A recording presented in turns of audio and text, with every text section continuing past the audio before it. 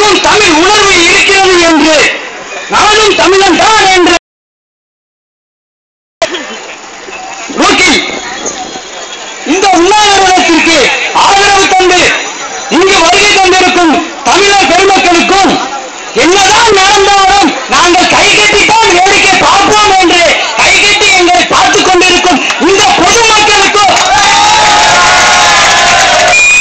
மாணவர்களின் ஒற்றுமை தீர்வு மாணவர்கள் கூட்டமைப்பு என்ற மிக பெரும் சக்தி படைத்த ஒரு கூட்டமைப்பு இந்த மாபெரும் உண்மை போராட்டத்தை அறிவித்திருந்து 24 நாள் இந்த போராட்டம் நடைபெற்றுக் கொண்டிருக்கிறது.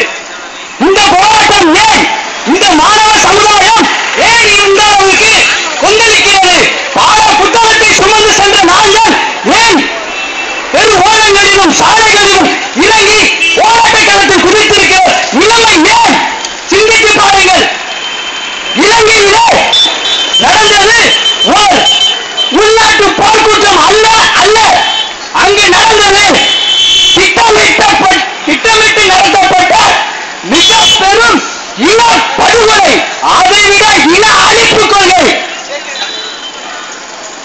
சிங்களர்கள் எனக்கு முன் பேசிய சகோதரர்கள் கூறினார்கள் சிங்கள நாய் என்று. தவறு கூறாதீர்கள். நாய் என்பது நன்றி உள்ள ஒரு இனம், அதை தவறாக சித்தரிக்காதீர்கள். இதைவிட கேவலமான ஒரு ஈன பிறவி பல தகப்பனுக்கு பிறந்தவன் என்று கூறுவது சரி என்று நான் கூறுகிறேன். தமிழன் என்றால் சும்மாவா?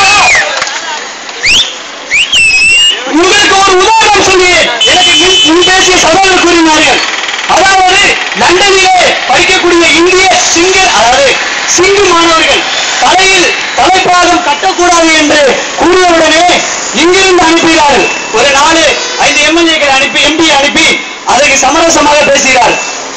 அடே அது மயிலடா, என் தமிழன் உயிராங்கி எத்தனை செட்டிருக்கிறது, இதற்காக நீ என்ன செய்வாய்?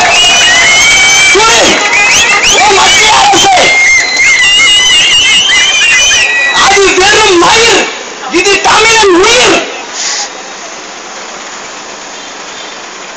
இதை போன்று பாகிஸ்தானிலே உணவு செய்ய போன என்று ஒரு சிங்கு தனிப்பட்ட ஒரு நபர் அங்கு கைது செய்யப்பட்டு அவரை தூக்கிலிட பாகிஸ்தான் அரசு முடிவு செய்துள்ளது. இதற்காக ஒரு இந்தியாவின் மதிப்புமிக்க ஒரு பிரதமர் தாழ்வாக என்ன செய்வாரு, பாகிஸ்தான் அரசுக்கு சொல்றாரு, அவரை தூக்கிலிடாதீங்க, அவர் என்ன செய்யுங்க, விடுதலை செஞ்சிருங்க அப்படின்னு. உன்னுடைய இனத்தால் நீ தாக்கப்பட்டால், உன்னுடைய இனத்திற்கு ஒரு இழப்பு ஏற்பட்டால் நீ கொந்தளிக்கிறாயே. என்னுடைய தமிழ் சமுதாயம் இந்தியாவிலேயே 8 கோடி மக்கள் உள்ளோம். இந்த சமுதாயத்தின் தொப்புள் குடிவரான இலங்கையில் 1,45,000 தமிழ் மக்கள், அதாவது அப்பாவி தமிழ் மக்கள் கொல்லப்பட்டிருக்கிறாரே. இதற்கு நீ என்ன செய்தாய் சொல். இன்னைக்கு பேசிக்கிட்டே இருக்க, பாராளுமன்றத்தில் என்ன பேசுற? இந்திய மாணவன் இந்திய மீனவன் தாக்கப்பட்டான், இந்திய மீனவன் தாக்கப்பட்டான், ராமேஸ்வரத்தில் தாக்கப்பட்டான், புதுக்கோட்டையில் உள்ள மீனவன் தாக்கப்பட்டான், தமிழக மீனவன் கேரளாவில் தாக்கப்பட்டான், அவன் இந்திய மீனவனா? இந்தியா யார் நாடுறா? உனக்கு வரலாறு தெரியுமா? சிந்து சமவெளி நாகரிகத்தில் வாழ்ந்தவன் என் தமிழர். சிந்து சமவெளி நாகரிகம் உலகத்துக்கே நீச்சலை கற்றுக் கொடுத்தவன் நான்டா. வீரத்துக்கு பேர் போனவன் தமிழன்டா.